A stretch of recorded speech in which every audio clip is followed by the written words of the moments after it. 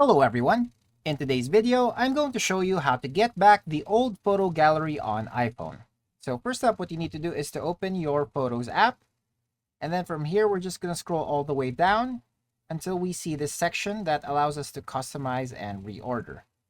Now in here, you can actually freely choose which to only show on your Photos app. But if you'd like to follow the old interface, then we're going to uncheck all of these.